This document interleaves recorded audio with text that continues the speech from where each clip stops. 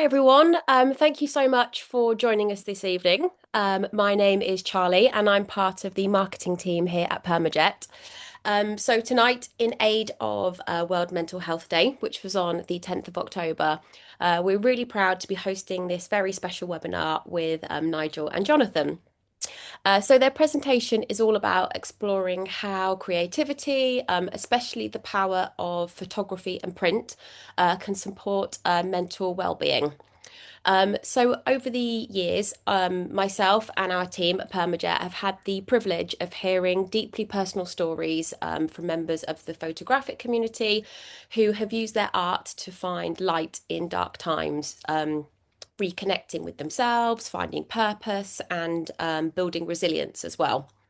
So, as I said, I'm honoured tonight to be joined here by Nigel Thomas and Jonathan Vaines, both of which are PermaJet lecturers and passionate photographers who have courageously turned their own mental health journeys into something that's truly inspiring. They'll both be sharing their personal story and how photography and printing has effectively become a form of therapy and creative expression. They'll also be offering some practical hints and tips for working with PermaJet papers, and they'll also be offering an exclusive discount code as well. And then to wrap things up, we will open the floor for a live Q&A. So feel free to jot down any questions that you might have as you go along for Nigel and Jonathan. And what you can do in the bottom of your screen, there is a little banner. If you hover over it, you should be able to see a Q&A box, and you can drop your question in there. And at the end, we can run through all the questions. So enjoy. And without further ado, let's begin. And I will now hand over to yourself, Jonathan. Thanks very much. Thanks, Charlie. Right. Well, welcome everyone. As I've already been introduced, I'm Jonathan Vaines. I work as a photographic educator. That's my living. I didn't used to do that. I worked in management all my life until about 8 years ago. Most of you that would have seen my images would probably refer to me as a multiple exposure specialist. I think that's what most people refer to me as. And I guess that's about right. I don't really recall what's in front of me. I use multiple exposure in camera, and then I develop that, or it evolves really sort of through a little bit of post-processing too. So I'm a sort of textures person as well. I'm a member of two camera clubs. I'm an honorary member, and very proudly to be, of Cambridge Camera Club, one of the largest clubs in the UK. And then I'm a member of the Beyond Group, which is a small group in Ipswich. But I'm also a member of the London Salon of Photography. Now, I had my first contact with the NHS when I guess when my mum just dragged me down to the doctors and said, there's something wrong with him. I was about 7, I think. And that really was the start of something that I sort of still really live with today. I didn't go through a difficult teenage years, really. They were probably sort of the most normal part of my life. But in my early 20s, my life just fell apart. And I had four spells in a NHS mental hospital sort of throughout my 20s. So that was quite difficult when I was trying to start a life in business management, and that sort of kept happening to me. So things were, really, really dark. And I've never found work a really sort of comfortable place to be, even though I've had a successful business career. I took this image of myself about, I think it's sort of 12 to 18 months ago, because I still have really sort of dark days or dark weeks. It's something I deal with every day. And I just thought, well, when I was feeling like that, I would just try to capture it, because I thought I can't remember sort of some of the episodes that I have. And so that's how I caught it. And I portray it as a very sort of like dark image, because it's really how I felt. And people say about finding photography, and I actually try to spin it on its head, really. And I sort of say that I was found by the camera. This is my wife, Sue, by the way. Just she's a photographer. And she's an amazing photographer as well. She's got some really, really lovely work. And it was Sue that really introduced me to it, because she'd had a camera before we met. And she said as a part of relaxation or finding a hobby, photography would be a great thing to do. So I think the camera really found me. I was bitten by the bug. I think that's the other way of sort of saying it. And what it's done for me is not just take me to places where I've not been before, although it does do that, but actually what it's done for me is allowed me to see the world in a very different way. I don't look at things as subjects because of the style of photography that I do. I really just look how the light interacts with subjects, uh, and I'm really looking at shape and texture. And I found myself going to these places where Sue and I are here, where we've got these wonderful sort of like vistas, and I just sort of find that the world looks brighter if much more sort of like brighter open space. Now, from those formative years when I knew I was sort of seeing the world slightly differently to all the other children, I now produce images that are different to all the other photographers, and that's the way that I sort of try to differentiate myself. I've probably had different views to lots of people throughout my years, and I just sort of find that multiple exposure is really sort of somewhere where I've really sort of settled. It gives a surreal look and often a colourful look to a piece of work, such as this. This is fairly much untouched, sort of in the camera. And multiple exposure always produces a scene more than once. So here we'll sort of see, the rock twice. So you've got to remember if you photograph, if you do have a subject in there in an image and you take a triple exposure, it will appear three times. So you really do have to consider sort of what the outcome will be. And it allows you to sort of see views of things differently. So I love photographing beach huts, and I've got my little red collection of beach huts here, and I'm making wall art. I am recording anything. I'm not sort of trying to make the best of the view I've got in front of me.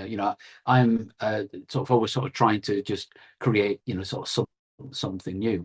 And I photograph lots of paving slabs and things like that. So and then I've added these trees, obviously, just to try and make a bit of a hillside. But I've just got that hope that someone will put that on their wall one day. Now, I think I can be considered by many through my life as outgoing or an extrovert. And I would sort of say that I'm quite prepared to hold a point of view on most topics. But so this is how I would be portrayed in normal life. But sometimes life's a little bit more grey and bland, just as this building is here. This is our local swimming pool. Now, it might have a pointy bit on top, but it doesn't quite hold the beauty of the shard, does it? And seen here on a really grey day, I think really sort of sums up what a lot of my mental health has been like. It's just sort of quite held down and one tone, really. But actually, turns out to be the perfect weather for multiple exposure because it will allow you to sort of create things by sort of shifting things like exposure compensation, that you can sort of like start to generate things. Now this is a raw file. It's sort of slightly lifted, so you've got sort of some contrast into it and a bit of brightness, but really not a lot done to it. But as soon as you start getting this color out of your camera, which you can do with blend modes, then the world just sort of seems to sort of turn into a much brighter, more colourful place. And I think that settles with me, quite well. I love the colour, and I love these really most more like dynamic shapes that we see. So my images don't really exist until they've gone through the whole process. Now, from the point of thinking about an image. So, understanding what I don't go out with no idea. I go out with a plan and what I will take. And then, I look at the weather, is it going to be grey and miserable? Then it's just, really great for me. So I look at, I'll plan how I will take it, what I will take, what the outcome might be. I can pretty much guess how colours, can work. And so I think about all that bit about just pressing getting up to pressing the button. But you need to also think about how then you're going to process that, how you will do what you will do on the computer. And finally, your final step in the making an image is actually pressing that button to print, because your image doesn't exist unless it's on paper. It's actually just a representation of a load of digital data. It's just lots of numbers, really, isn't it? So it's only alive once it's actually sort of sat on the paper. And most of the images that that I take, they would never end up in competitions or anything like that. I just know that they're not going to do well at that. But I want mine to be a print and to hang on someone's wall. It might last for years if you do sort of something like that. So finding light and how it interacts with our world absolutely fascinates me. Now, these are test images that you're looking at. They're all 5 exposures in camera. And I've got a warm, mid and cool set, as you can sort of see here. And this just interested me because I'm just shooting something with absolutely no color in it, which is plexiglass or perspex, as our brand name will know it. So just photographing perspex, but photographing it quite close up multiple times makes it sort of quite opaque, because it's not good anyway, because it's scratched where it's been cleaned and where it's had graffiti on it that's been cleaned off. But understanding how the camera will work, then, by shifting my exposure compensation, working with the camera blend mode, I can create color that absolutely does not exist. Now, although this may not be attractive, it is the beginning of a project, because everything I work with is a project. It's not just take an image, print it and move on. Everything is, combined of thought and building into projects and making sets of work. It becomes sort of quite consuming, I think, when you do that, but it's great fun, I have to say. So this is the start of an idea, and then developing an idea is the key part of that. And when I say that, I would say that 95% of my photography is done without a camera in my hand. It's usually done with a cup of tea or a cup of coffee in my hand. So it's that thinking about it does take up most of the time. But because thinking about light and allowing myself the freedom, to think about the image, that feels quite creative in itself. It's just that idea, and I love feeling creative, and I think that's what's really helped my mental well-being. It's just that there's even the power of thought. So this shot, they're all 5 exposures, and it's shot through perspex at the promenade shelter at Hastings. It's one of 2 in this set. And you can see each set is made up of somewhere between sort of like, sort of 17 and 21 5 exposure images. So they're big sets. One is taken in morning light, one in the afternoon light. This is the morning light one. Now, I will admit that people that are new to multiple exposure would not consider photographing this. It's understanding the work rate, the shift of light, because if you need to understand the differences between each exposure to build this up, and then sort of have that if the light changes, being able to change it in the camera to compensate for that in a multiple exposure. So it's like a compound exposure that you're getting. So it can be quite difficult to get to this sort of image. It's an image I've sold many times. I've sold this print lots. And I ask people why they bought it, and they said they just love the detail in the texture, which a multiple exposure will bring out quite easily. And then the vibrancy of the and richness of the colours.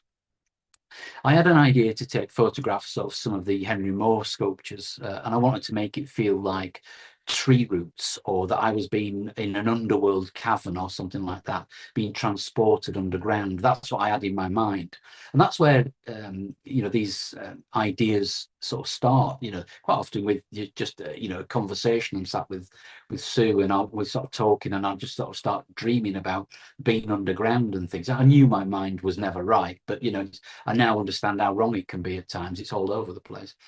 Now, I think these make really rich, beautiful prints. I've printed these on both etching rag and Amiga rag, and they sit really well on both. Amiga rag pulls out a little bit more detail, so it's got almost like a detail extracting surface onto it.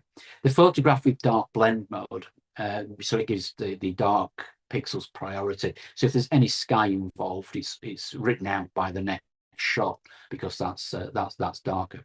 And these are, there's no Photoshop in this other than a little bit of levels and curves just to get the colors right and balance them up, because they don't always, exactly sort of match in luminosity. But other than that, it's fairly much as they come out of the camera. So it's just this simple shape and form that I was really attracted to. I did a set with a different color, reds and blues with a little bit of magenta. And I did that because that was for a commission for a church, because they said it was a modern take on stained glass windows. But I'm really attracted to these much more earthy tones. I find them really lovely. I love the greens in this as well, and the aubergines that come through it, all generated by in-camera multiple exposure. And sometimes you get unexpected colors, and that's what attracts me to this style of photography. And I think this one, you'll see that I do lots of little sets, and this is a triptych.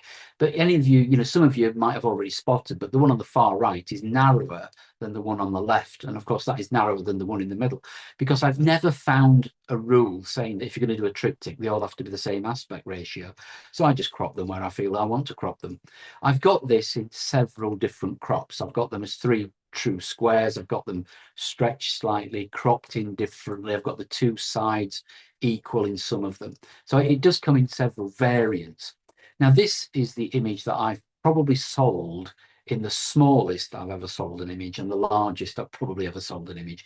It sits on portrait white on someone's desk in London as a 3-inch by 6-inch print. But it also hangs on a wall in Yorkshire as something that's a metre tall and about 2.5 metres wide. And that's one thing that I've learnt with images, is that when they're different sizes, they look different and you read them sort of slightly differently. I've also found out that when you this prints, as I say, on portrait white or something like FB matte, it will print on well as well on a really small print. But actually, it prints better on museum when it prints big, and they're completely different papers.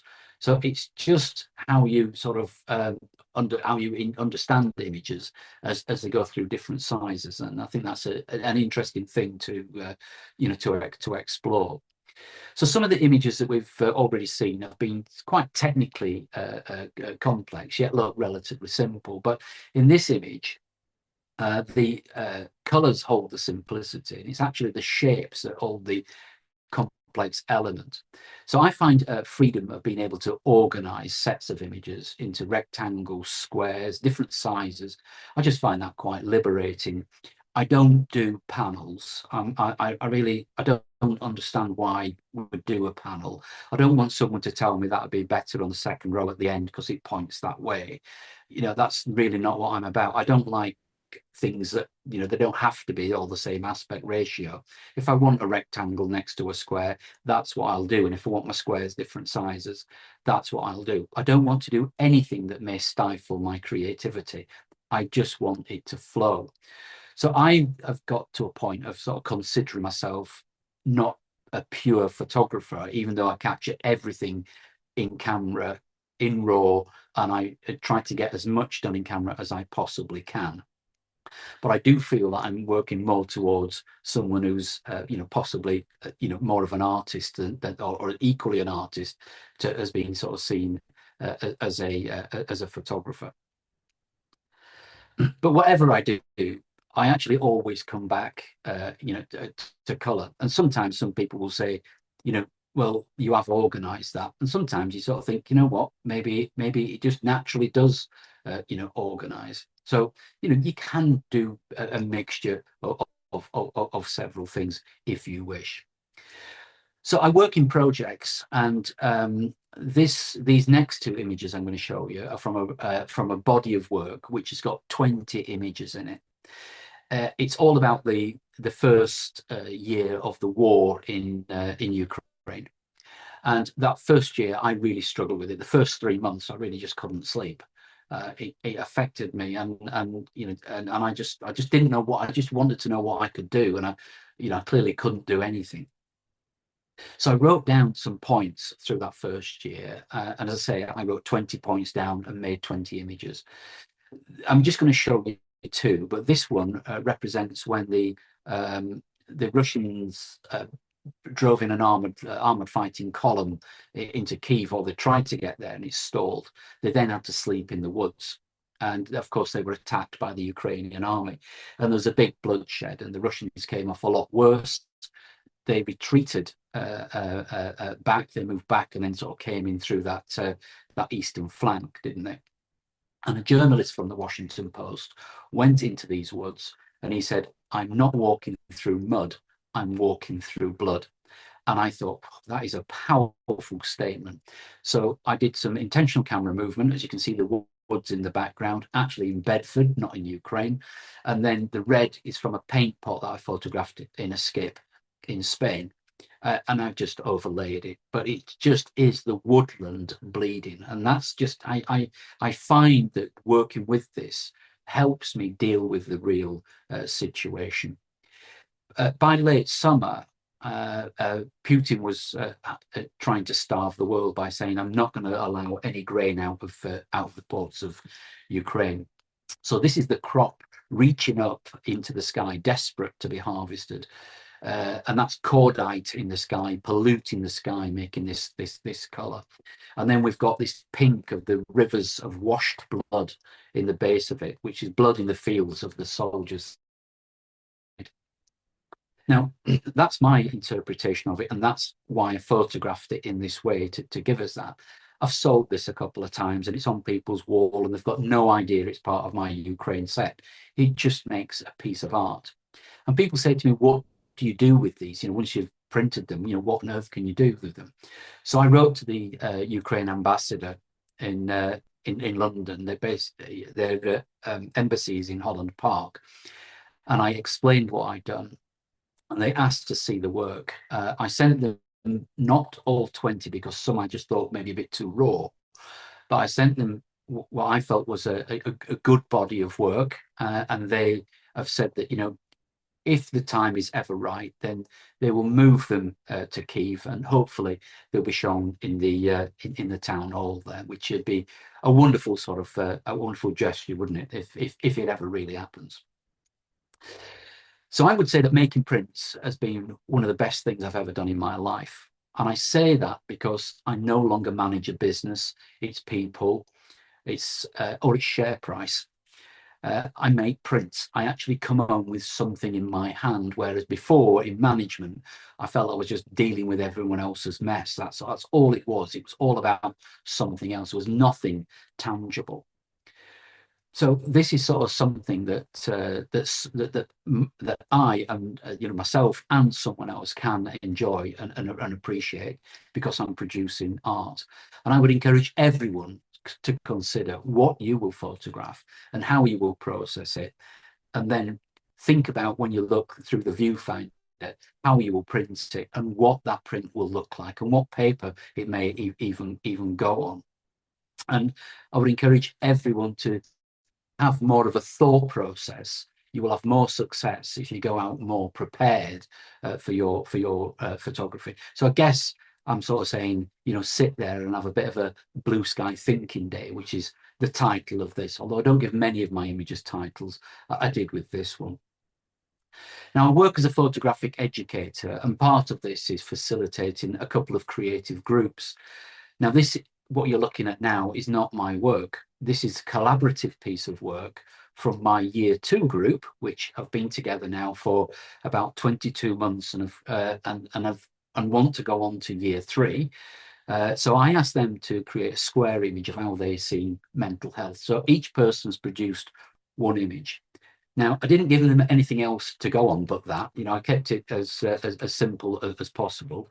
And of course, they didn't see each other's work neither. So they've produced this without knowing what anyone else was doing. But I think if you look at these as individual images, you will certainly be able to understand, some challenges with mental health when you look at it.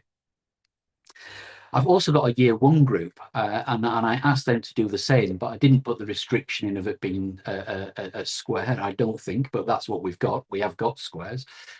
And from this year 1 group, it's interesting to compare year 1 and year 2. Year 2 being a bit further on, have allowed themselves to be a bit more expressive in what they've got. But we've got some great images here. The lone tree, the gate in the bottom left-hand corner. Everything's dark and muddy, and is there gate, going to trap you in or trap you out. The fear of hand in the top right, and Jenga, it's one block slips and the whole thing falls over. So some of them are slightly more literal than year two, but it's interesting to understand how other people can see the sort of fragile mental health and how they put it into photography. So I'm going to wrap my part up now with just a few images. So I would say that sometimes life just feels like you're completely falling apart. You may look okay to everyone else, but you're in complete pieces. Well, I found that going through my working life, I couldn't speak to anyone. Maybe that was a fear of admitting of that I do have mental health struggles. Or maybe it's just that I just didn't have those people that I could talk to, because the positions that I held, it wasn't the sort of thing that I think anyone could talk about. But being amongst other photographers is a real leveler, and it's built some wonderful friendships too. So, and I felt that I've been able to open up more, and that's what I would encourage people to do. Fellow photographers are actually quite a nice bunch, really, and most of them will be open to a little bit of a chat. Now, this is a medical flask that is owned by the Wellcome Collection in London. Now, I use this photograph or this set of images when I teach how to apply textures and make creative composites. But I also use this as one of my mental health pictures, because I think we're all fish, sort of swimming in a bowl. And sometimes you just feel that the bowl's not quite big enough. You don't have the freedom to swim. And that's how I sort of see it. This prints really well on alpha rag, but that has just been discontinued. So now when it prints again, it's going to start living its next life on etching rag. That's definitely the place it will be going. I do enjoy photographing architecture, and staying on the theme of fish, I thought I'd show you the Samsung building, which is in Coal Drops Yard in King's Cross, London. This is a double exposure, and it turns its wonderful shape in what appears to be kissing fish. So the building itself, you can see that lovely sort of droop down of the nose of the fish. And then if you turn the camera upside down and photograph it, you get that again. And really that's pretty much, how I sort of captured it. And this prints on portrait rag. This is the side door of the cathedral in Mercia. It's part of my doors and windows project. Who's not got a doors and windows project going, I ask. But really for this, it's all about the vibrancy of colour. And this sort of this cool blue and then this really pea green, I think that really does pop out. The yellow bits, yes, they were there. I did not add them in, I promise you. I did clone out a white frame that they were hanging from, but I didn't add the yellow bits in. So honestly, they were there. Prints on portrait white. Now, I'm sure my good friend Nigel is just about to show you some absolutely breathtaking landscapes and seascapes. I've shown you lots of my test images. I think I'm his warm-up act this evening, but I thought I would show you one of my pastel seascapes. It prints on portrait white, but it's also been on FB matte as a request a couple of times. It's shot at a very high ISO H1 in my Canon, which is oh no, sorry, it's not. It's actually 25,000 ISO is this. I don't mind high ISO because I don't do all this denoising. I'm quite happy to accept noise because I don't do any digital prints. I only do things. Sorry, I only do any digital projection. I only do print. So print accepts noise much better. And when I'm pasteling images like this, then noise actually sort of helps in that process. So I'm one of these people that don't mind noise at all. So I would say, printing, don't look at printing as the absolutely final step of your photography. I just sort of think that's, where people sort of say, and I finally printed it and that's it. Don't look at it like that. Look at it that's actually the first day that your image has actually been alive. It's not been there before. So it's almost your photograph's birthday, isn't it? And I think if you're going to print something, it will outlast you. That's the thing. If you print it onto archival paper with archival ink, with a genuine ink, then you've got at least 85 years of life with that, absolutely guaranteed. So you've really got longer. So, you know, give it the best start it can get. Print it on a good quality paper, and take some care with it. Consider what you're going to do, not just at the processing it, but time of capture, all the way through to that. When you press that print button, it's not a race. No photography is a race. Some of the things that like my Ukraine work, took me a year to think about. I did just one image for a Paul Smith image, and it took me a whole year to photograph it. So there's no prizes for getting the photograph off the printer at first. And you can see the idea with quite vibrant colours. And I believe that colour is a real communicator. So understanding how colour works at the time of capture through processing, and how that will lay onto your paper, it is really, really, really key. And one of the biggest things that people say to me is my prints are muddy. And that is because you cannot print light. You must put that in it at the time of taking. The colours are already built into the camera. They are sat on your sensor, and all you're doing is capturing the right amount of light. So think about your photography right at the beginning, and that will give you a much better print right at the end. So that's my presentation. I'm now going to hand over to Nigel Thomas, and Nigel is going to talk to us about finding peace through photography and print. Over to you, Nigel. Thank you, Jonathan. Well, what a great first half. Jonathan, that work was amazing. Proper artwork, photography taken to another level. But you're going to see a much simpler style in the second half. But firstly, good evening to you all, and thank you for joining us on this PermaJet webinar. And this evening isn't about the technical side of photography or printing, come into that. It's about something far more personal. It's about life, struggle, hope, and how something creative, and for me, it's my photography, and in latter years, printing, became a lifeline when I felt I had no way forward. A huge personal thank you to PermaJet for supporting World Mental Health Day, and also the personal support they've given to me as well, and encouraging conversations, which can be very hard. These aren't easy topics, but they do matter, and they matter to more people than we realize. And the more we talk, the more we understand, the more we can help each other. Okay, Charlie and Abby from the marketing team, thank you for asking me to be part of this webinar. It's an honor to be part of this evening. And Jonathan, it really is an honor to be speaking alongside you two this evening. So who am I? Well, I'm just Nigel Thomas. Some call me a landscape photographer, but in reality, I'm just an ordinary guy, a husband, a dad, and a very proud grandfather of 5 grandchildren now. There's something I'd like to say right at the start, and without the love and patience of my family, especially my amazing wife Coralie, I don't think I'd be here today. They truly have been my anchor in life storms. Can we have the next slide, please, Jonathan?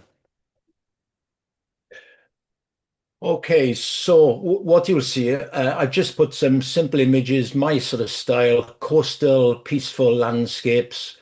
I get a lot of peace out of my photography. I love the long exposures. I know it's not everyone's cup of tea, but it's what gives me peace. And hopefully you'll see it or feel a little bit of that peace in the images tonight as I talk you through a bit of a story. Okay, and the next slide. Right. Breaking point. So let's take you back 10 years now. It's hard to think where's 10 years gone, but 10 years ago, 2015, and on the surface, life looked fine. I'd had an operation, recovered, and returned to work. Perhaps I went to work a bit too soon. I don't really know. Home life was good. My lovely wife kept everything running smoothly at home, whilst I was often and regularly away traveling with work. Our sons at this stage were grown up and about to start families of their own. And from the outside, it probably looked as if I was a man with it, holding it all together. I had a good job, good family life, everything was going well. but inside I was falling apart. Work became overwhelming. There was more and more pressure piling up on me. And mental health doesn't hit you in a single moment. It chips away at you. And you think you can take one more day at a time, one more step, until suddenly you just break. And that's what happened to me. Can we have the next slide, please, Jonathan? Okay, well, you've seen Jonathan's amazing artwork. And when we hit the COVID years, the first sort of lockdown of COVID, I was trying to teach myself some Photoshop and I managed to cobble that together. But it tells me quite a story of being very depressed and feeling trapped in that example, my own face in a glass jar, looking out and the water levels coming up and feeling as if I'm going to drown. And that really, in a picture, does sum up to me part of my mental health journey. Um, but I laugh about Photoshop because I've tried to learn it, especially in the lockdown periods, and failed. So I'm a simple Lightroom man. I've grown with Lightroom now over the last 7 years, and I'm quite happy using that. But who knows? I may sign up to a class with Jonathan sometime soon. So it was July 2015, and that's exactly what happened. I had a complete breakdown. I say it was out of the blue, but when I look back, there were signs along the way that something wasn't right. And depression and anxiety, it just overwhelmed me. And for nearly 2 years, I rarely left the house. Mainly it was just for my therapy appointments, doctor's appointments, and occasional walks. And it got to the stage, the world outside my door felt unsafe, and I retreated really into isolation. And if you can hear a little bit of a quiver in my voice, I do struggle on times to say this story, but I do understand how important it is to get it out there. Medication. I was under the local mental health team for 5 years and I was put on lots of different medication. And medication, it dulls a lot of things. It does ease things, but on some of them, I was like a zombie just staring at the wall. I was existing, but certainly not living. Next slide, please, Jonathan. I want to be completely honest, and I really did believe many times that my family would be better off without me. I did attempt to take my own life, and thankfully I failed, and that's probably the best failure ever in my life. And I now see that failure just as the luckiest moment of my life. It could have gone the other way quite easily. And it gave me a starting point to start my new life, to rebuild. And I share this because I just know there's so many people maybe here this evening or people that you know who may have been feeling the same. And if that's you, please remember you're not alone and there is always hope. And I got a little saying is after darkness, it may not seem possible when you're overwhelmed and drowning in your inner turmoil, but light will eventually appear. I remember my GP telling me things will get better, Nigel. And I was looking at him thinking, you just haven't got a clue, mate. And, he's retired now, but if I could see him again now, I'd shake his hand and say, thanks, you were right. But when you're in the depths, you don't actually see a way out of it. Next slide, please.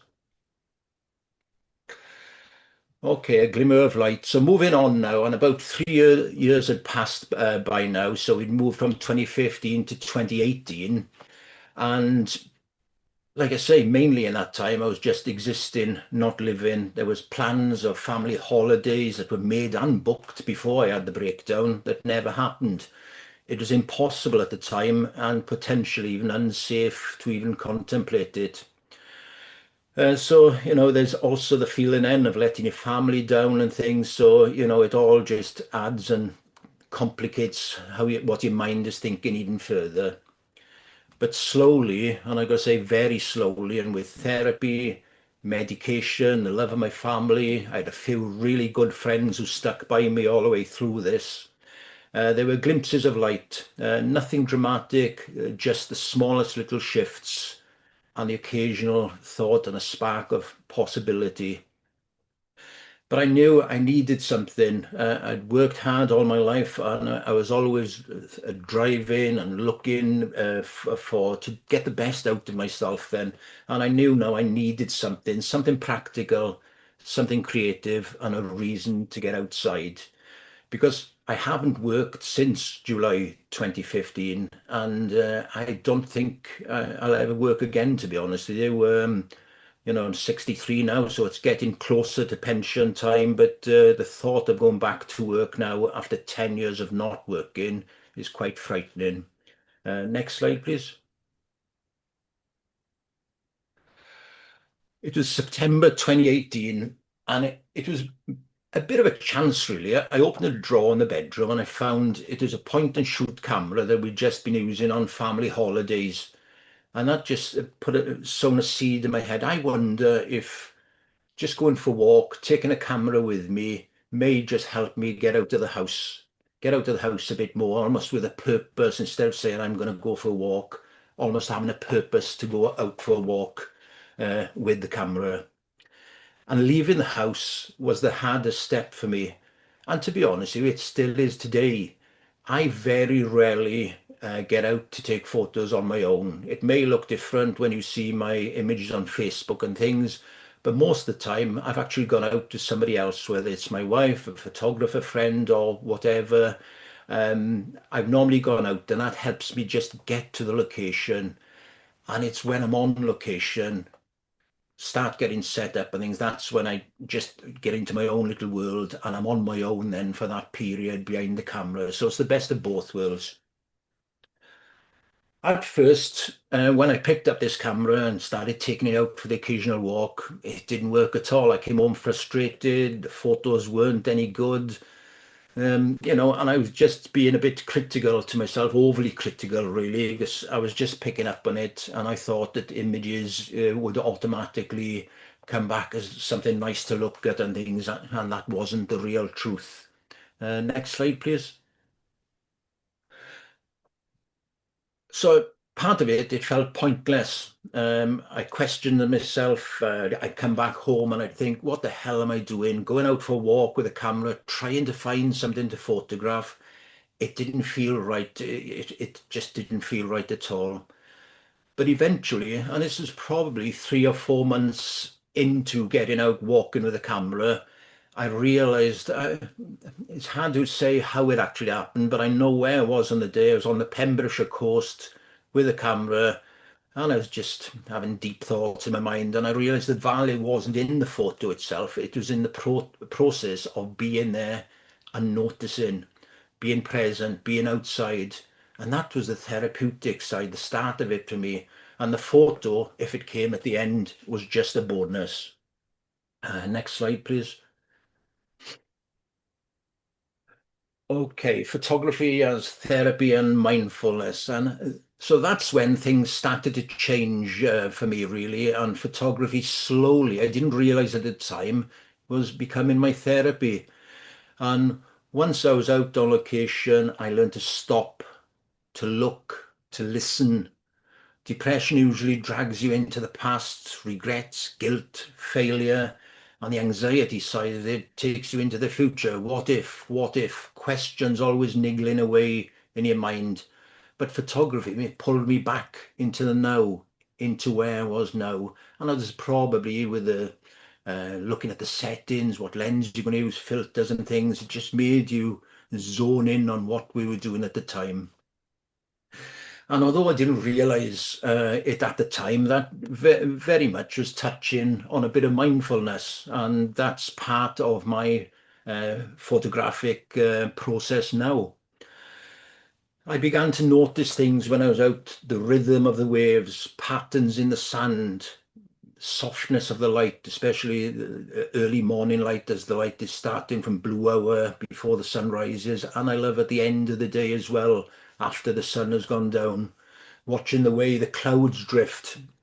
And all this started to make sense to me and was a start of me thinking down the lines of long exposure. Next slide, please.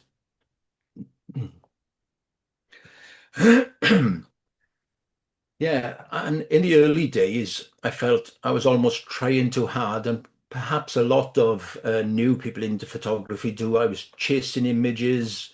I felt I was hunting them down. I had to get out there, race to capture an image. But I learned later on that to help me as a person, to help me get therapy and healing, it wasn't about chasing. It was about being out there, waiting in the stillness, absorbing it. And like I said earlier, if I did have an image, it was a bonus. And slowly over time, I think the images I was capturing, certainly for me, began to reflect the piece. They weren't, loud, dramatic. They carried calmness, they carried presence, and they certainly carried a bit of me. Next slide, please. And when we were going through this change in mindset and things, it was the first time that I truly understood that photography can be therapy. It became mine. And for anyone who's struggling there, please believe it can become yours too. Next slide, Jonathan. There came a point in my journey when something changed, and I labeled this as slowing down in nature. At first, I'd head out to my camera with that sense of urgency, looking for me, whatever is the perfect shot. I still don't know what that is.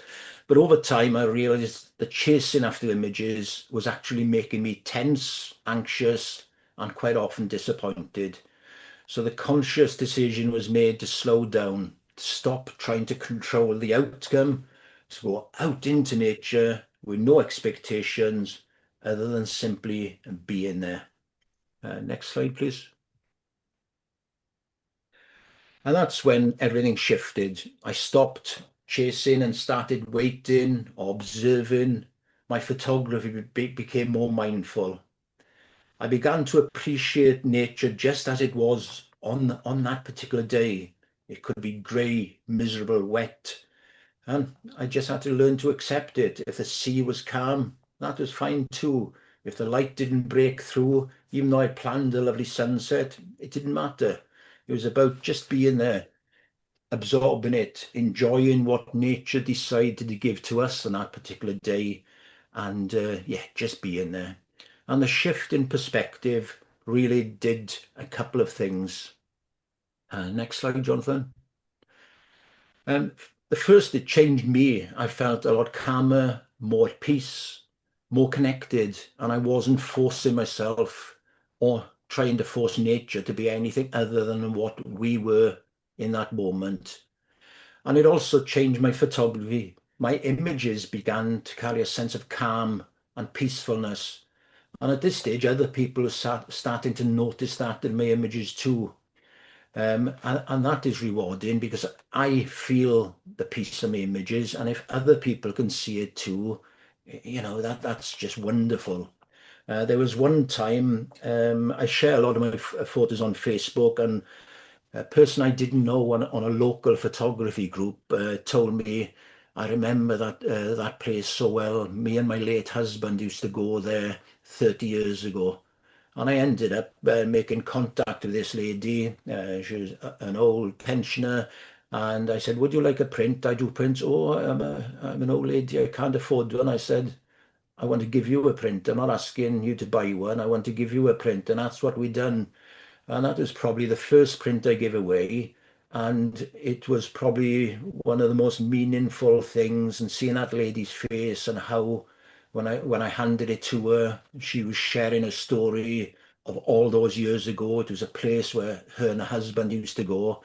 Photography can just stir up so many memories and emotions. And that's something when we're taking a photo, we don't realize how our photography may help somebody else in the long run.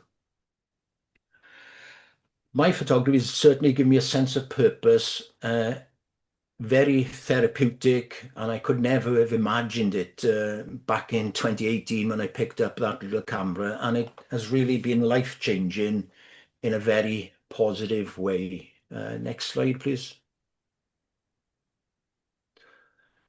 One sec.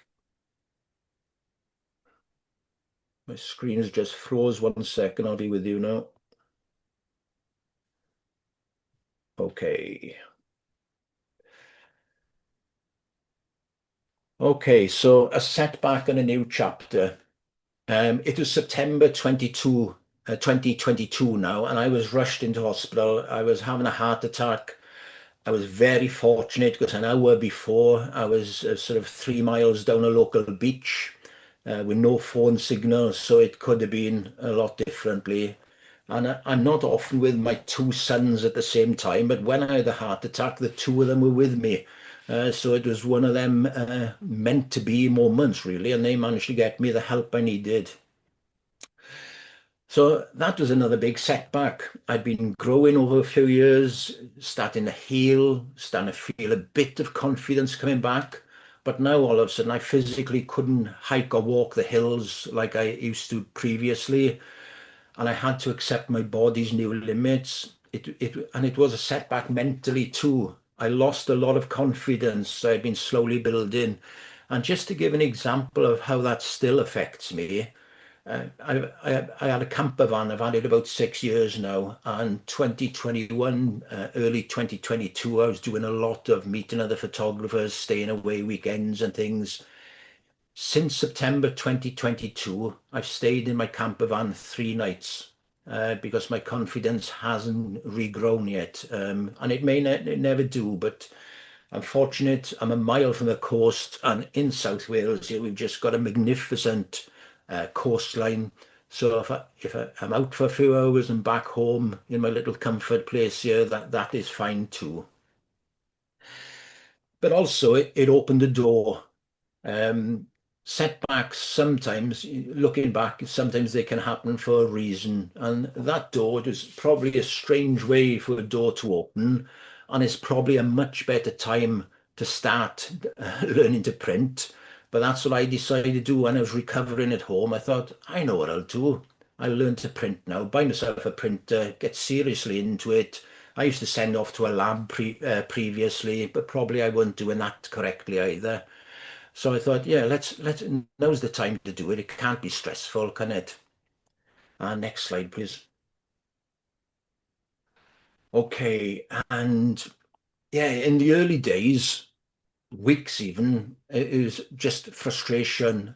So many prints were going into the bin as I was figuring out the best process for me and my printing. Now, there was quite a few people I was asking questions, people who do great prints, but what I found, if you ask 6 people how they do a certain thing, taking an image, a long exposure, or in this case, printing, we all do things a little bit differently. So you've got to find, I would recommend you have one sort of mentor, somebody you respect, does good work, and you follow their process. I was trying to put about 5 or 6 people's ideas into the basket, and I was coming out with rubbish, and it all ended up in the bin. But that was part of me learning the process. And as we know, paper and ink isn't cheap, so this did give me an inner determination to nail the process with the aim to get the print right first time, or at least most of the time anyway. Usually now, if I've got to print a second print or third print, it's not because the print hasn't come out right, it's because I've missed something on the screen. So I do tend now to take more time zooming in at least 100%, slowly going around the image on the screen before sending it to the printer. It could be a dust spot, something that when you've printed it jumps out in one of the corners. So just a little bit of tidying up or removing dust spots. I've always been focused on process in almost everything I've done in life, and I know that when you get a process right, follow it deliberately and consistently, the results will come. And for me, probably 3 months in to my printing journey, which only started late September 2022, so it's only just over 3 years. I'd say within 3 months, I was working to the process I've used now for almost 3 years, and I haven't looked back, and I just love the process. And can we have the next slide, please? Yeah, so Just touching on mental health again, mental health never fully goes away. It lingers and can bite you badly at any time, and usually when you least expect it. So it's about learning to live with it, not fighting it, accepting things for being as they are. And this was another big step for me in trying to move forward.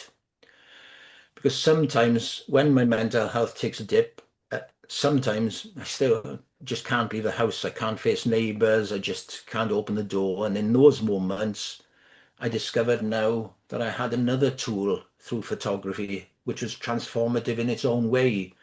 And this is something that helped me to deal or just take my mind away from the inner turmoil. I'd grab a box of prints, and you won't believe how much that helped.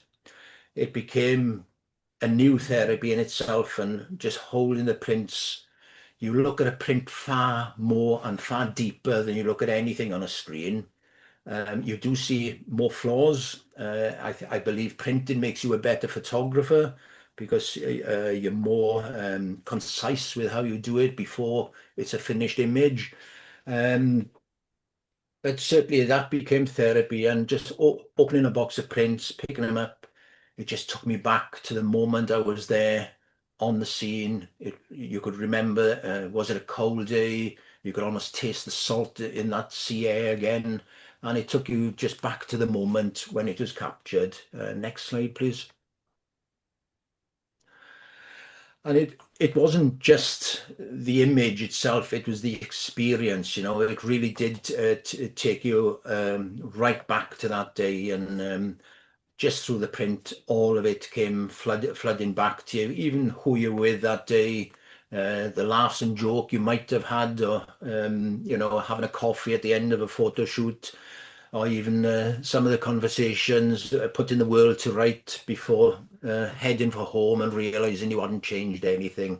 Next slide, please. Okay, and yeah, while I sat at home, especially on a bad day for me, an internally bad day, I mean, day of personal struggle, I was just smiling to myself, looking at photos and just thinking, life isn't so bad, is it? And that's the power of a print. And it taught me, you know, a real lesson in life, you know, and sometimes you just got to stand back and look at things in a different way. But print has a presence, and it stirs real memories now for us, and also it'll continue to do so for generations to come, especially if you're using some of the lovely PermaJet archival papers and good archival, you know, pigment inks as well. They're certainly going to outlast us, and will probably go 100+ years.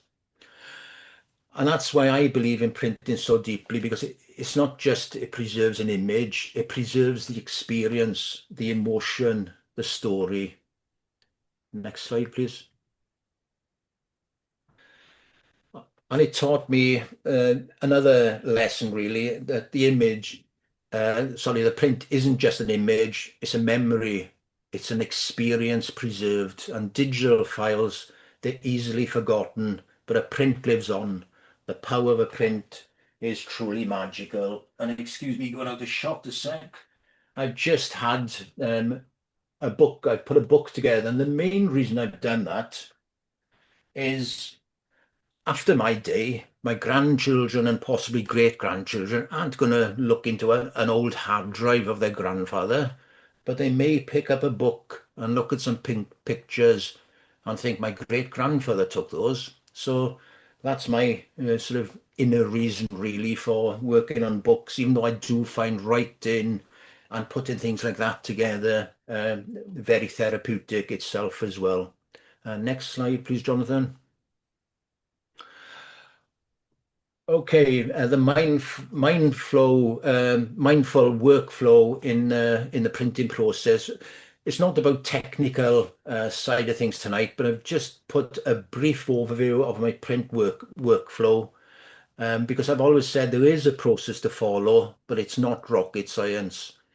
Screen calibration is the foundation. If your screen isn't accurate, you've got no chance of your print being accurate.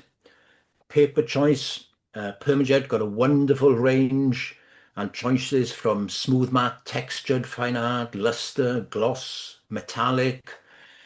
But the best paper is the one that gives you a smile. There is no right or wrong choice. I've got my favorites, and my two ultimate favorites is PermaJet Photo Art Silk 290 and the Brighter Rag 310. You may not like those papers, even though they're beautiful and exquisite, but your favorites could be different. And I've just got one print here. That's on one of the budget papers. I don't know if you can see that okay there. And it's a fantastic print on the Matte Plus 240. The detail it captures is just superb, so there's something in the PermaJet range for everyone.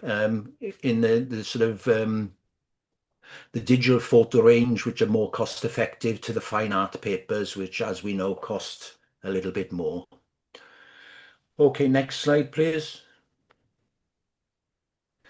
And if you follow a structured process, you follow it consistently, what I found was getting beautiful prints that I could only have dreamed of, a year or so before. And the slowing down of the print process as well, it certainly grabbed hold of me. It forces me to be present. It saved me in money, because the paper and ink in the early days, as I said, a lot of it ended up in the bin. And now, when I'm getting it right first time, it really, really, well, it's just a fantastic feeling. Next slide, Jonathan.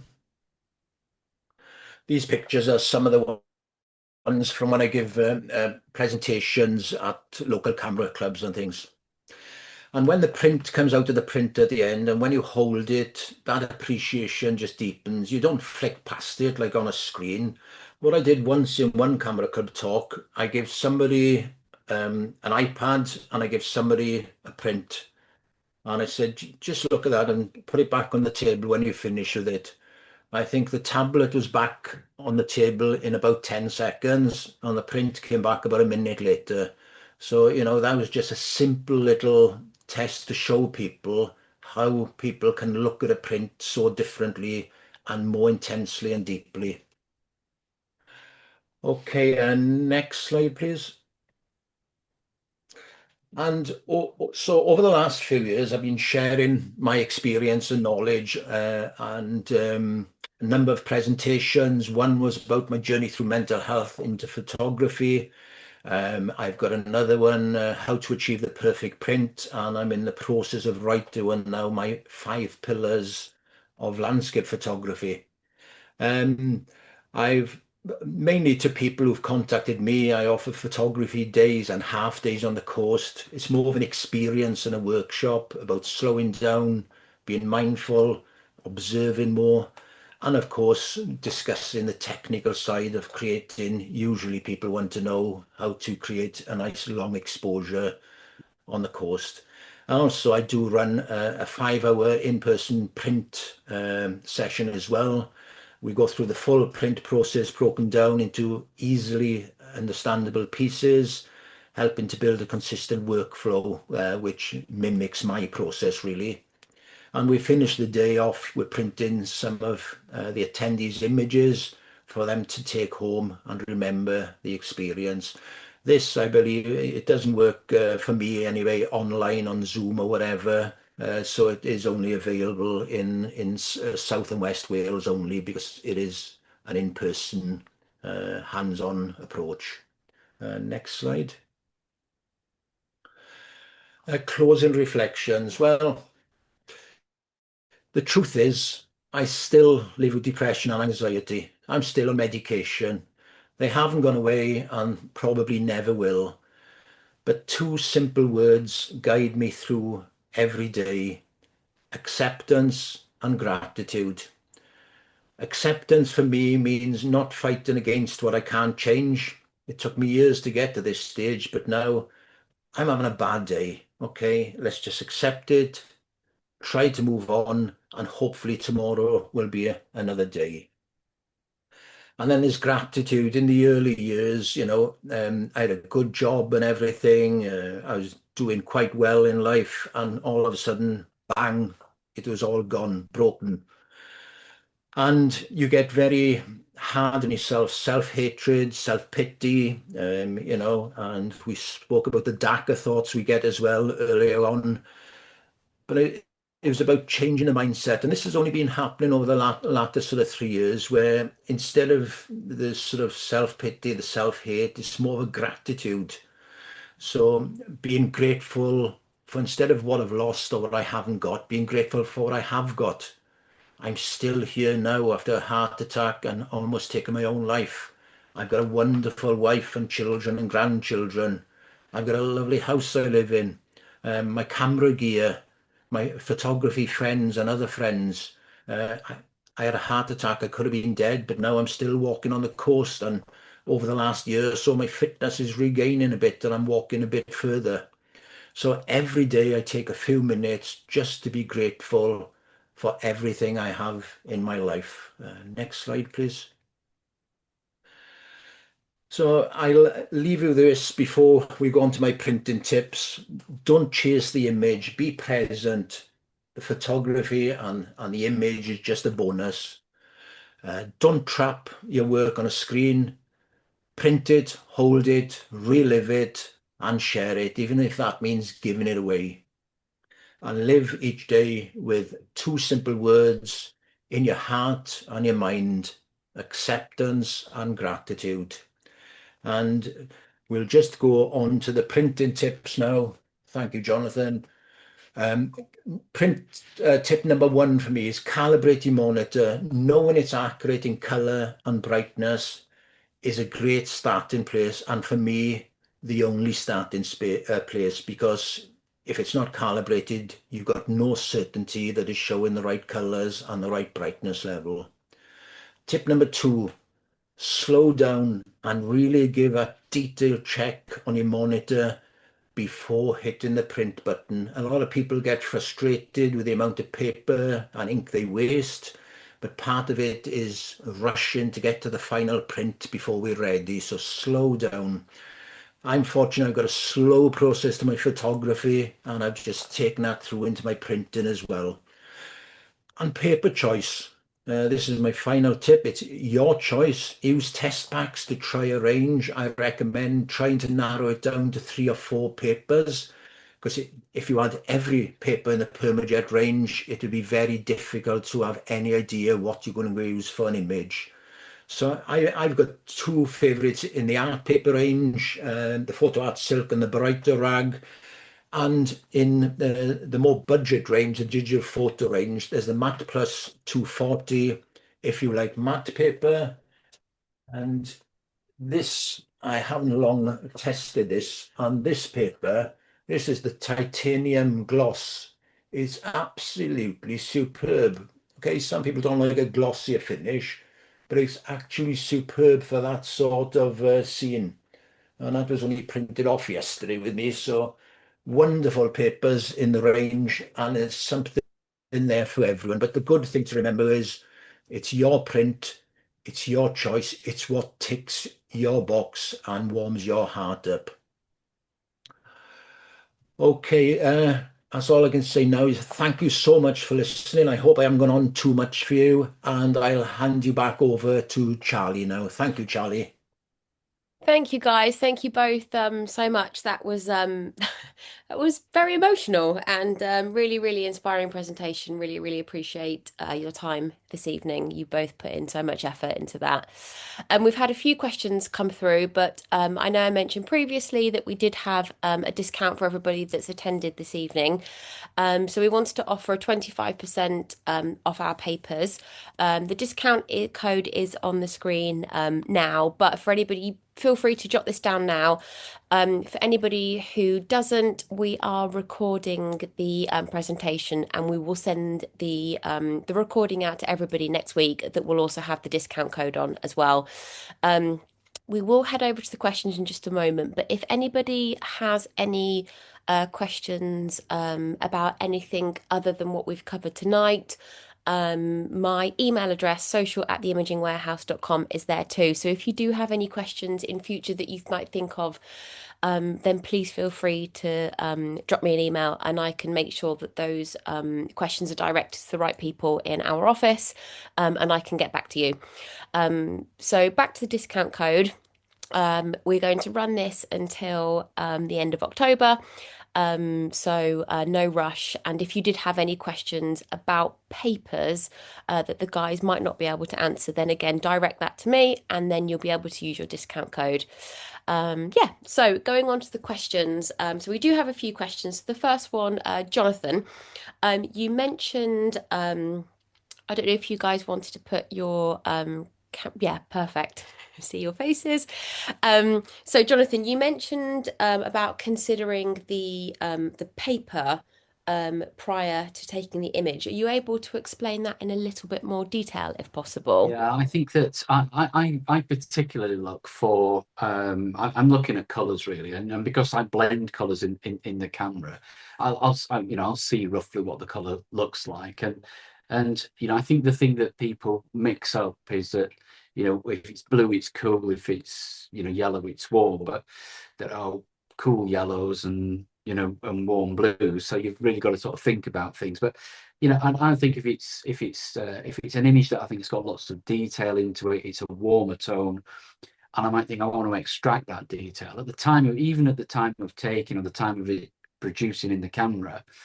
I will think, that might be a meager rag for me because that's a warmer paper. It will extract some of the detail.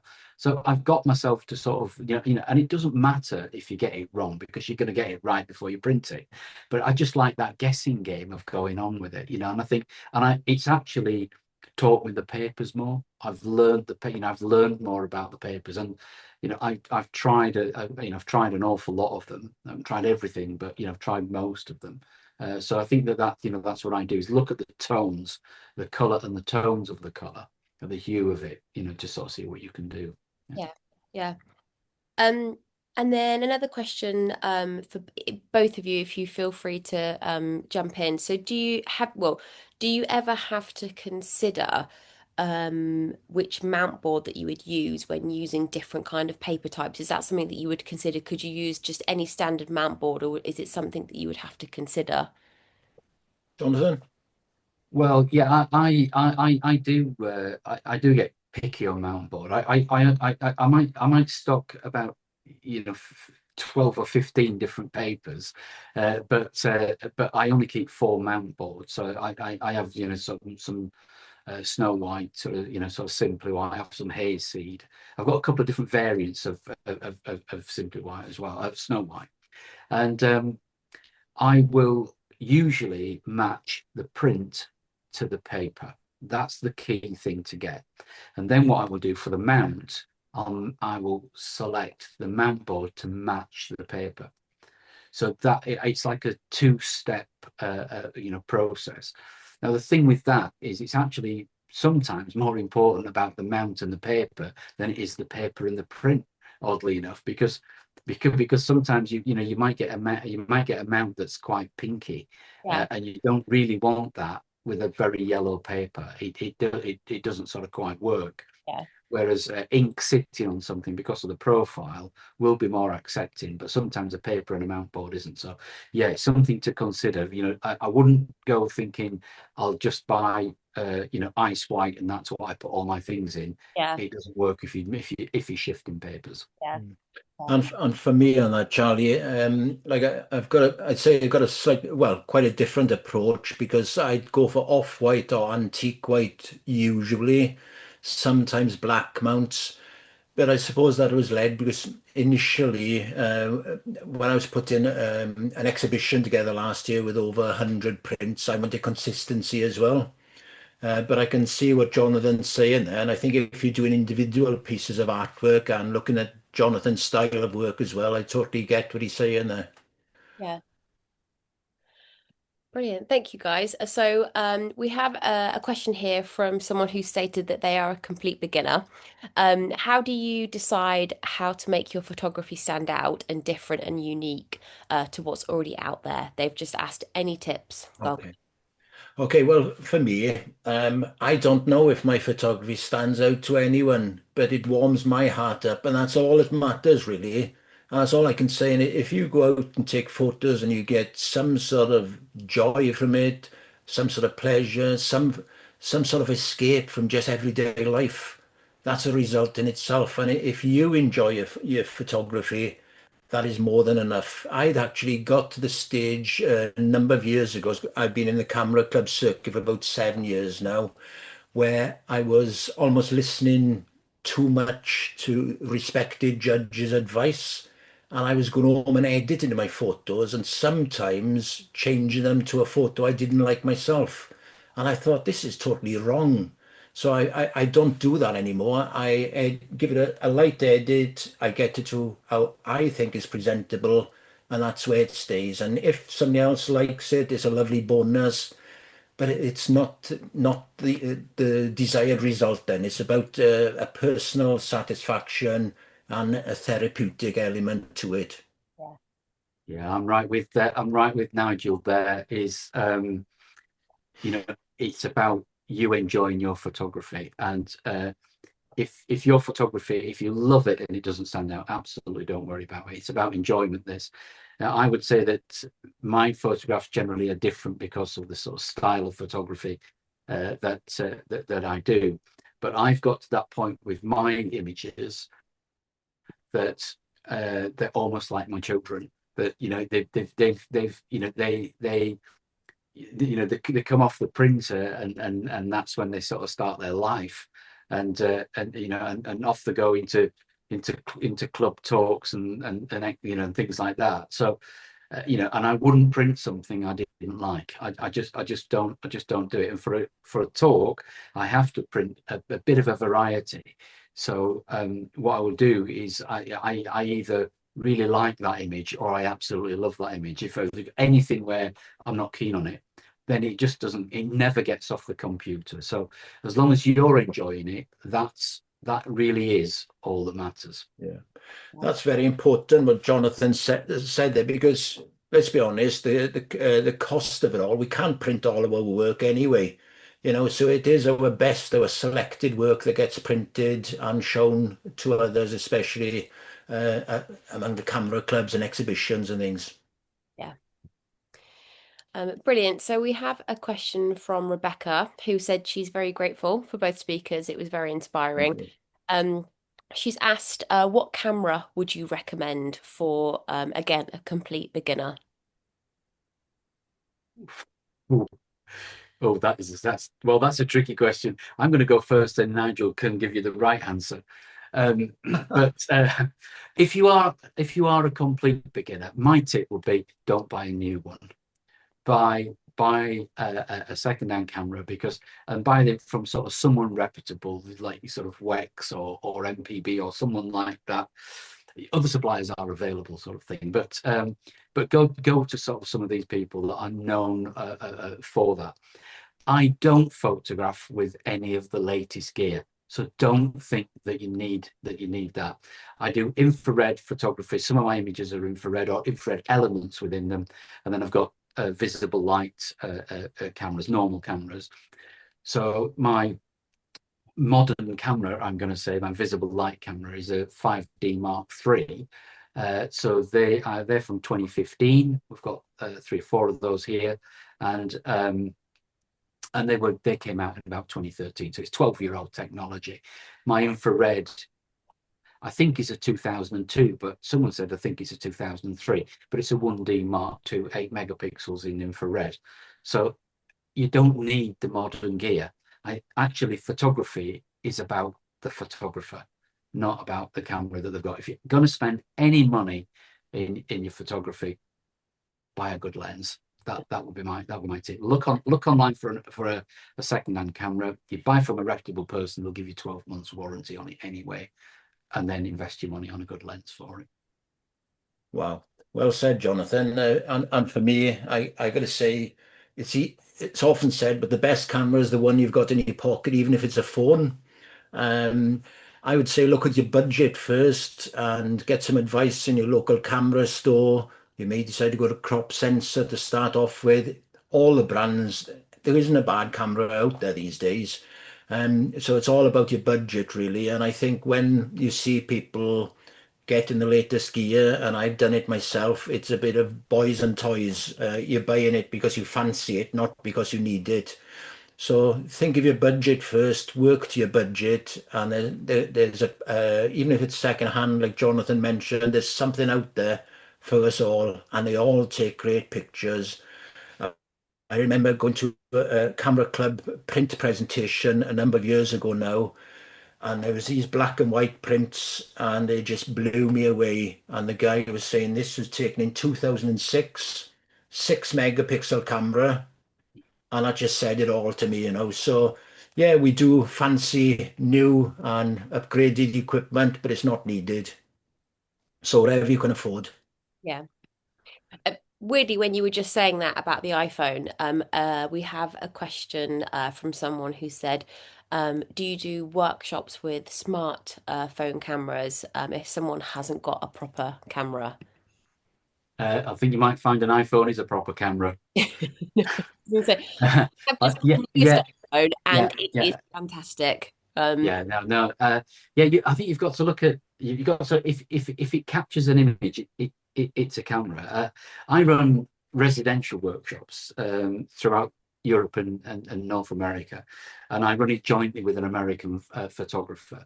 And our last workshop in June, we ran it in London, and we had 8 Americans come over, and I think three of them, 3 or 4 of them were shooting with Samsung S24s, which seems to be the go-to over an iPhone in a way, because I think it's got a better battery life probably. And there's a Samsung app to sort of turn it into RAW, and it will do multiple exposure will the S25. So that seems to be the thing. So camera phones, yes, you can do internet banking and answer telephone calls on them as well. But some people do use them as a primary sort of camera, and we do show people how to use those on those workshops. Yeah, definitely, because if it captures an image, it's a camera, and you can be very creative with a phone. Yeah, definitely. The when you'd mentioned about if either of you do run any workshops with the Yeah. phone, let me know, and then what I can do is I can drop the dates and the links, like the URL to any links that you are doing, and then in the email that goes out next week with the recording, I can make sure that they're included. And I have actually just jotted that down on my pad to look at next week because PermaJet do run a training school, and it is something that I keep saying to the guys that run the training school, we need to do photography workshop with cameras because the cameras on phones are so amazing these days that people don't need to buy a camera to be able to shoot photography. We can be using our phones. So keep your eyes out on PermaJet's training school. I will push hopefully next year, see if we can get some workshops as well included for phones as well. So I have a question here that this is directed at Nigel. It says, "Hi Nigel, how do you cope with shooting in direct sunlight, midday light, and rain?" Okay. Direct sunlight, you've probably seen it in quite a few of my images that I do shoot into the sunlight. Quite often, I find the best time for me is I'm normally there in pitch dark an hour before the sun rises. So I'm capturing what I consider my better images before the sun is above the horizon. And I'll continue capturing images for a while afterwards, but probably only for about 20 or 30 minutes. And for me, the best of that light has gone, and it's almost a reverse of that at the end of the day. I think in rain, a lot of it for me is thinking of locations and wind direction. So the wind is hitting my shoulder rather than hitting the lens. I've been on some locations when the wind is head on and trying to keep that lens dry and clean is impossible. So I do try and look at wind direction if I know it's not going to be the best of weather. Perfect. Is that okay? Yes, that's great. And Jonathan, did you have anything that you wanted to add to that in terms of shooting in direct sunlight? You know, different when we're in the UK. Now, I would say, well, most of my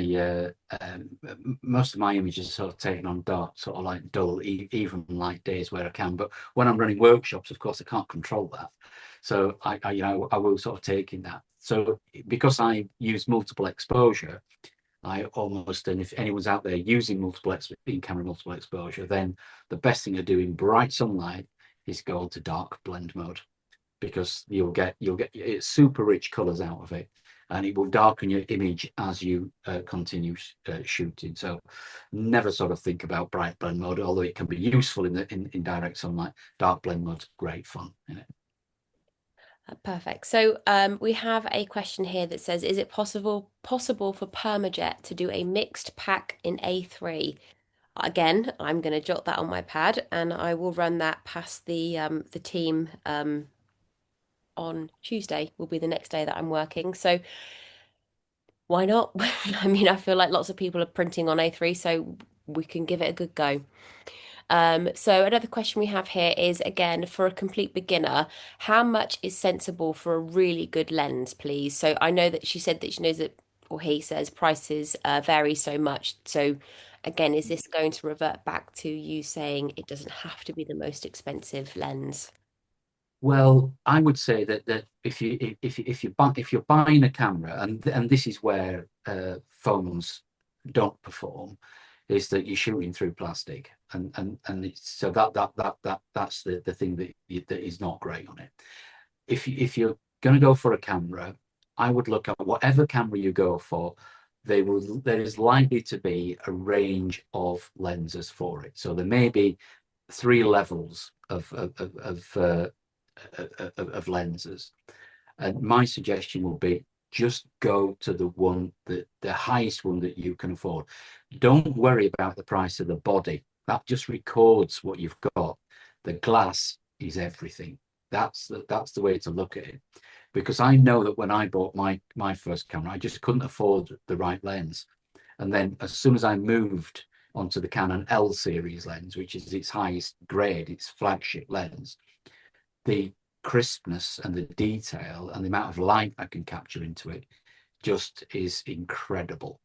It doesn't matter then about, you can put it that on an £100 body. Now, if you've got something like a full frame old Canon camera, if you want their absolute go-to general lens, which would be a 24 to 105, and you want an L series new, that would have cost you, before the mirrorless came out, probably about £2,500 that lens. You can buy that now second hand for around about £350 if you want one in really good condition. If you want one that's battered around a little bit, you'll get less, and I wouldn't suggest you pay less, but you can get, that's the sort of price drop you've got on some of those lenses. If you're buying for a modern camera, you're trying to get a good lens and you don't want to buy new, you're still going to be paying a very high price because they're the latest lens. So if it's a full frame Canon camera, super lens, second hand, £350, that's where you are. If I can add something there, Charlie, because when I moved on to a DSLR and bought the Canon EOS 80D back 7 years ago, it was enough to buy a camera and I couldn't really afford a lens. So I bought the 50mm 1.8. I think they called it the Nifty 50 or something. And it was just over £100 and it was fantastic. And I learned to using the one lens to use my feet to get the right sort of composition in the shot. If I was doing panoramas, I could still get a wide angle by taking multiple shots and learning to stitch together. So there's ways round it all. I agree with Jonathan. You do get what you pay for in the glass, but I find that the cheaper range prime lenses are pretty damn good these days. Yeah, prime is good, and I've got a Nifty 50 as well. So prime is good. It just means you've got to move backwards and forwards an awful lot. But Yeah. yeah. Thanks, guys. So another question I have here is, what printers do you use and what size do you usually print? Okay. I've got a Canon Pro 300, which uses the pigment Canon inks, the archival inks. I Most of my prints are on A3, sometimes A4. If I go larger, I use a lab called Think Pro Images out in Belfast, who use the same PermaJet papers, the same ink type, even though it's the large format Canon printers they use. And it is looking for a match to get the bigger prints because my sort of work, if somebody wants a print, they don't normally want an A3, they want something 3 foot, 4 foot wide. But Think Pro Images, when the prints came back, they were matching my calibrated images on the same paper superbly well. So I highly recommend those. They're based in Belfast, which put me off, first of all. I thought postage and things would have been a bit more, but surprisingly it wasn't. And it's great service as well. Okay, and I print with the older version of Nigel's printer. So I've got a Canon Pro 10S. So that's an A3 Plus, just the same. I would say to people that are looking to buy a printer, if you can afford the A2 printer and go for an 1100, then do consider it. Only, or not because then you can print A2, but mainly because the price of the ink drops considerably per milliliter, sorry. So that drops, but you need to do quite a bit of printing to balance that. But I've got a Pro 10S. I generally print on A3. I'll do a lot of my images that are square, and I don't print big. I leave a lot of mount around mine. So I print about 230 mil square. I do some 250s, and that's so I do a lot of square. If I need to print big, then I have to ship it out, just as Nigel does. And I use Peter at Ipswich Print, and he's absolutely fantastic. It will match exactly mine, and he is a PermaJet dealer as well. So I get it on PermaJet paper, so I can tell him what paper I want. And he's got I don't know, 42-inch wide printer or something, buys it on a roll. So and he can we work together and we can match it. So get to know someone like that. I'll happily sort of put you in touch with Peter as well. So yeah, you can do it. But Pro 10S or a 300, Nigel and I have got the same printer, just different ages of it. That's all. And to the lady who asked that question, if you do want any more information, like I said, the guys in the office are so knowledgeable about printers. So if you do want any extra information about individual printers, then get in touch with my email address that again will be sent on the email out. And probably not meant to say this, but I know that Canon have a sale coming up.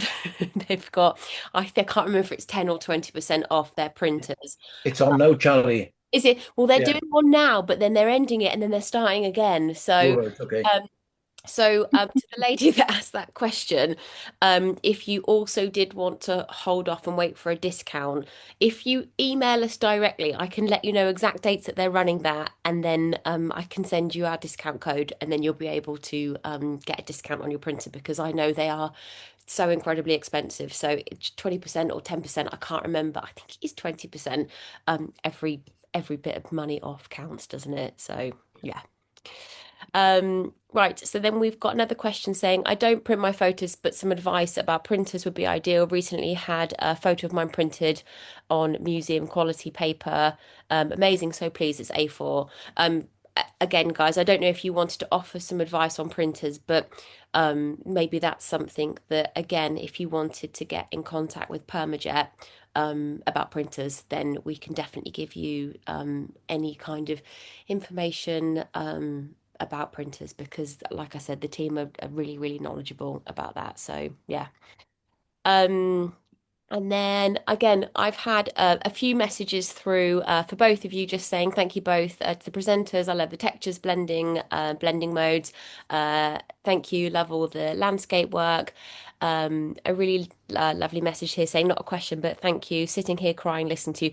I actually teared up as well.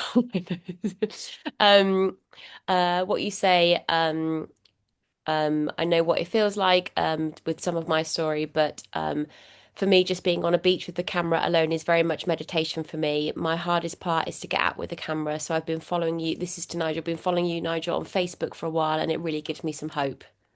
Thank you. Thank you. That's a really nice And message. and that's why we share. That's the main reason we share, because Yeah. knowing it can touch somebody else is just it's better than any camera club judge giving you a 20. Yeah.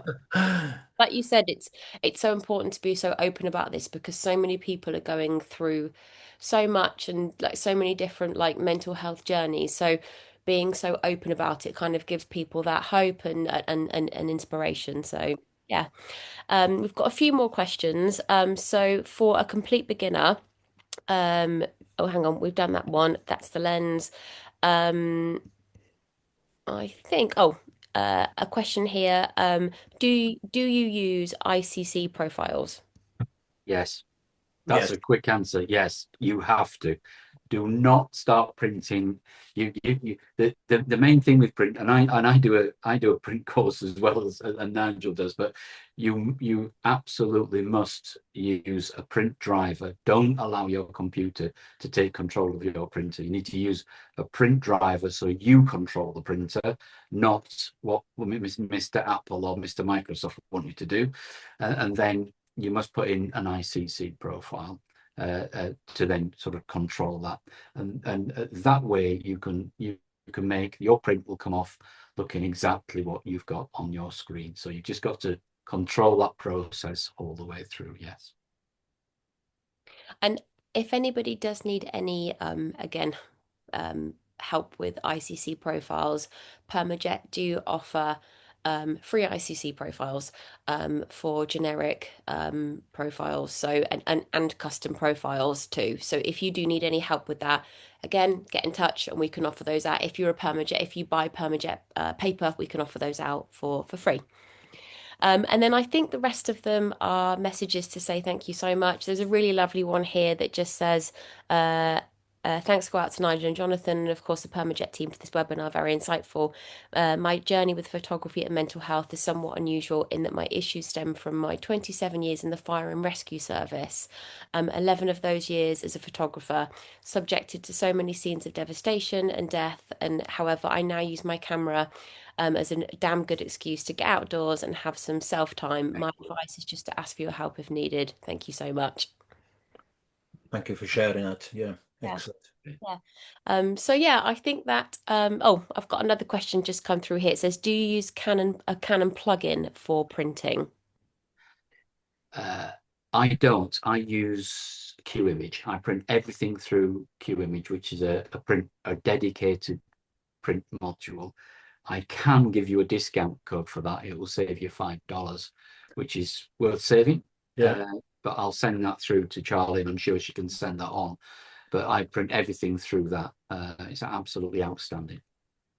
And for me, when I started off, I was printing through Lightroom, but I was getting mixed results. And when I started using the Canon Professional Print and Layout software, my process hasn't looked back. I'm getting accurate, great results all the time. And I think if you've got Epson printer, use the Epson print software, Canon software, or go to a specialized RIP software such as QImage that Jonathan uses.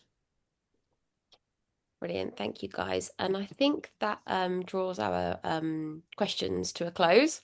So yeah, thank you both so much for taking the time out this evening for joining us for the webinar. Really appreciate your time, and thank you to everybody that has joined us this evening too.